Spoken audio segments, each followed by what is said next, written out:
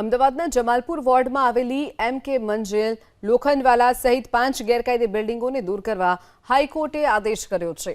હાઈકોર્ટના નિર્દેશના 6 મહિના બાદ પણ ગેરકાયદે બિલ્ડિંગો ન તોડી પડાતા અમદાવાદ મ્યુનિસિપલ કોર્પોરેશનની લીગલ કમિટીએ ગંભીરતાથી ચર્ચા કરી। લીગલ કમિટીએ એસ્ટેટ વિભાગને હાઈકોર્ટના નિર્દેશના 6 મહિના બાદ પણ કેમ બિલ્ડિંગ તોડી પડાઈ નથી તે અંગે જાણ કરવા સૂચના આપી છે। એએમસી આવનારા દિવસોમાં તમામ 5 ઇમારતો તોડી પાડવા કાર્યવાહી કરશે।